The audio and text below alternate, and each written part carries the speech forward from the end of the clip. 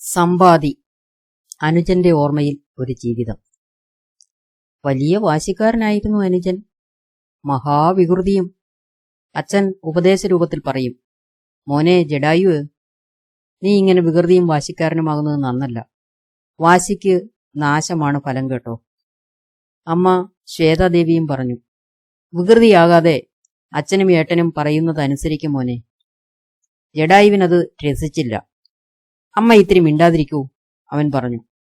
അമ്മയും സമ്പാദിയും മുഖാമുഖം നോക്കി. ജഡായു സമ്പാദിയോടായി പറഞ്ഞു, ഈ അമ്മയ്ക്ക് എപ്പോഴും പേടിയാ ചേട്ടാ. സംശയവും. സമ്പാദി അനുജനെ സമാധാനിപ്പിക്കും. പേടിയും സംശയവും ഒന്നുമല്ല നീയ. നിന്റെ കുസൃതിയും അന്തമില്ലായ്മയും കൊണ്ട് വല്ല അപകടവും ഉണ്ടാവുമോ എന്ന ആശങ്കയാണ് അമ്മയ്ക്ക്. ജ്യേഷ്ഠന്റെ അഭിപ്രായം ശരിയാണെന്ന് ജഡായുവിന് തോന്നിയെങ്കിലും തന്നെ എന്നും ഒരു ചെറിയ കുട്ടിയായി കാണുന്നതിൽ അവന് ആക്ഷേപമുണ്ടായിരുന്നു. അരുണനും ശ്വേതാദേവിയും സമ്പാദിയോട് പറഞ്ഞു, മോനെ ജഡായു, വല്ല അന്തമില്ലായ്മയിലും ചെയ്യുമോ എന്ന് ശ്രദ്ധിക്കണം. എപ്പോഴും അവന്റെ മേല് ഒരു കണ്ണു വേണം. സമ്പാദി അനുസരിച്ചു. അവർ വിട്ടുപിരിയാത്ത കൂട്ടുകാരായി. നല്ല തടിമിടുക്കും വലിയ ശരീരപ്രകൃതിയുമുള്ള അവർ പക്ഷികുലത്തിന്റെ രാജകുമാരന്മാരായി വളർന്നു. അരുണൻ സ്വർഗലോകത്ത് ഇന്ദ്രന്റെ തേരാളിയായി കഴിയുകയായിരുന്നു. ഒരു ദിവസം സമ്പാദിക്കും ജഡായുവിനും ഒരാഗ്രഹം തോന്നി.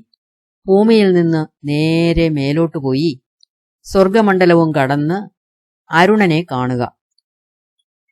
ശ്വേത അപ്പോഴും വിലക്കി, വേണ്ട മക്കളെ, നിങ്ങൾ വല്ല ദിക്കിലേക്കും വഴിമാറിപ്പറക്കും. ജഡായുവാണെങ്കിൽ ഒരു ക്ഷമയും ചിന്തയുമില്ലാത്തവനാണ്. ശ്വേതാദേവിയുടെ വാക്കുകൾ ജഡായു ശ്രദ്ധിച്ചില്ല. ജ്യേഷ്ഠനില്ലെങ്കിൽ വേണ്ട, ഞാൻ അച്ഛന്റെ അടുത്തേക്ക് പോവുകയാണ്. ജഡായു പറന്നു. സമ്പാദി അവനോടൊപ്പമെത്തി. പറക്കുമ്പോൾ ജഡായുവിന് തോന്നി, ജ്യേഷ്ഠനേക്കാൾ പറക്കാൻ ശക്തിയും വേഗതയും എനിക്കാണെന്ന് തെളിയിക്കണം. അവൻ ഉയരത്തിൽ പറന്നു. സൂര്യമണ്ഡലത്തിലെത്തിയപ്പോൾ ഉഷ്ണം വർദ്ധിച്ചു. ജഡായു ചൂട് സഹിക്കാതെ ആവു അയ്യോ എന്ന് പറഞ്ഞുകൊണ്ടിരുന്നു. സമ്പാദി അനുജനെ രക്ഷിക്കാനായി അവന്റെ മീതെ പറന്നു. ജഡായുവിന് വെയിലേൽക്കാതിരിക്കാൻ ചിറകുകൾ കുടയായി പറന്നുകൊണ്ടിരുന്നു. സമ്പാദിയുടെ ചിറകുകൾ കരിഞ്ഞു. ജഡായു തളരാതെയും ചിറകുകൾ കരിയാതെയും രക്ഷപ്പെട്ടു. ചിറകുകൾ കരിഞ്ഞ സമ്പാദി താഴെ വീണു. മഹാഗിരി എന്ന പർവ്വതത്തിന് മുകളിലാണ് അവൻ വീണത്.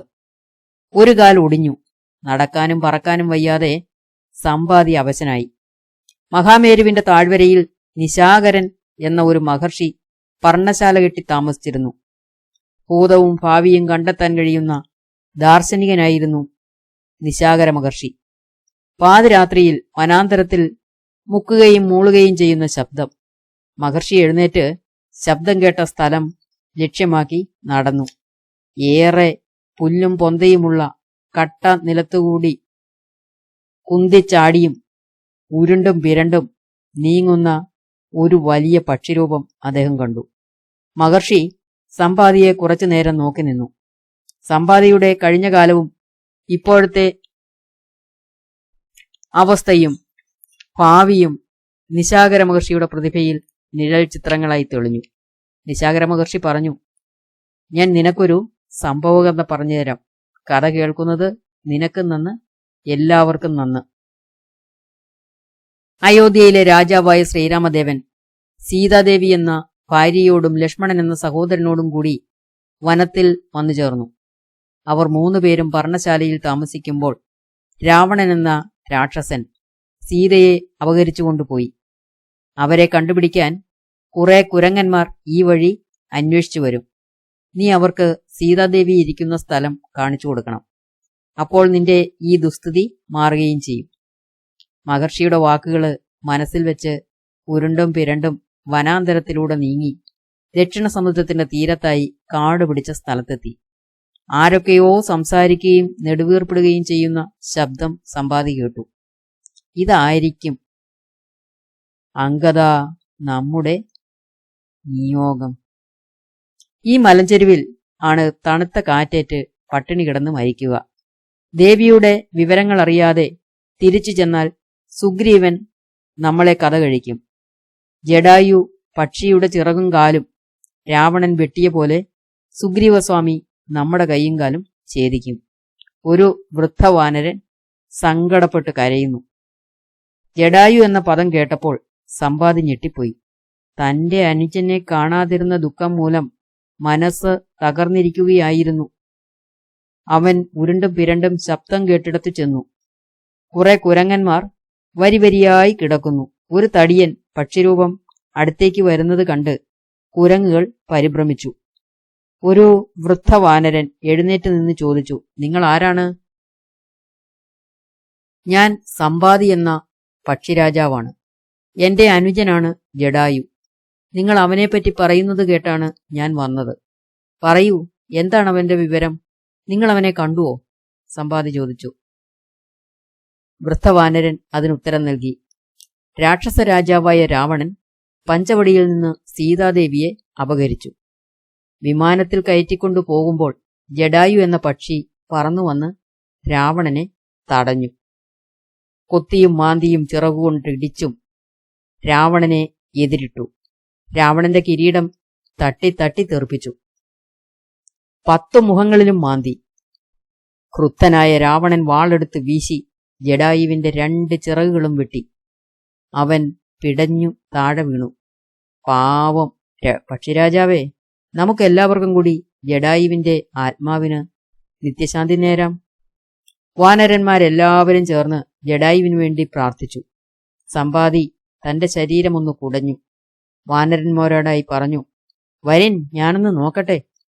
അവർ സമ്പാദിയോടൊപ്പം ചെന്നു. സമ്പാദി അകലേക്കുറ്റു നോക്കി. ആ വിഹക വീക്ഷണത്തിന്റെ ഫലം കുരങ്ങന്മാരെ കാണിച്ചു. അതാ ദക്ഷിണ സമുദ്രത്തിന്റെ നടുവിലായി സുബേലം എന്ന പർവ്വതം. സമ്പാദി കാണിച്ചു കൊടുത്തു. അതിന്റെ ഉത്തരഭാഗത്ത് അതാ കാണുന്നു ലങ്കാനഗരം. സമ്പാദി പറഞ്ഞെങ്കിലും അത്രയും ദൂരം വാനരന്മാർക്ക് കണ്ണെത്തിയില്ല. അവൻ പറയുന്നത് വിശ്വസിച്ചുകൊണ്ടവർ മൂളിക്കേട്ടു. ലങ്കയുടെ മധ്യത്തിലാണ് രാവണന്റെ രാജധാനി. അതിനടുത്താണ് അന്തപുരം സ്ഥിതി ചെയ്യുന്നത്. അന്തപുരത്തിന് തെക്കുവശത്തായി അശോകവനം കാണാം. അതിന് നടുവിലായി ഒരു വൃക്ഷം കാണാം. ശിംശിബാ വൃക്ഷം എന്നാണ് ഇതിന്റെ പേര്. ആ വൃക്ഷത്തിന്റെ ചുവട്ടിലതാ സീതാദേവി ദുഃഖിതയായി ഇരിക്കുന്നു. വാനരന്മാർക്ക് കാര്യങ്ങൾ വ്യക്തമായി. സമ്പാദി തന്റെ ശരീരമൊന്നു കൂടി കുടഞ്ഞു. കാലുകൾ നിവർത്തി. ഒടിഞ്ഞ കാൽ ശരിയായി. ദേഹത്തെ കരിഞ്ഞ തൂവലുകൾക്കു പകരം പുതിയവ വന്നു. അവൻ കുരങ്ങന്മാരോട് നന്ദി പറഞ്ഞു. ആ രാവണനെ എനിക്ക് പുല്ലാണ്. പക്ഷേ എനിക്കൊരു വാക്കു പാലിക്കേണ്ടതുണ്ട്. വാഗ്ദത്ത ലംഘനം ചെയ്തുകൂടാ. സമ്പാദി അത്രയും പറഞ്ഞപ്പോൾ വാനരന്മാർക്ക് ഉത്കണ്ഠയായി. ജാംബവാൻ ചോദിച്ചു, അതെന്താണ്? പറയൂ.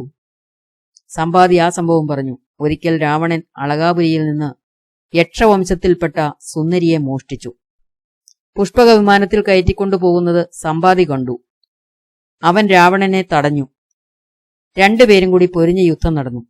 സമ്പാദി വിമാനം തല്ലി തകർത്തു. രാവണന്റെ കിരീടം തെറിപ്പിച്ചു നിലത്തിട്ടു ചവിട്ടി.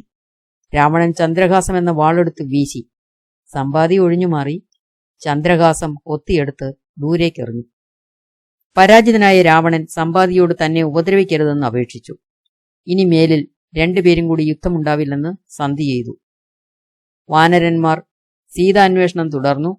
സമ്പാദി തന്റെ വാസസ്ഥലമായ പാറയിടുക്കിലേക്ക് മടങ്ങി. ഇനി ഒരിക്കലും കാണാനിടയില്ലാത്ത അനുജനെയോർത്ത് നിശബ്ദനായി കഴിഞ്ഞു.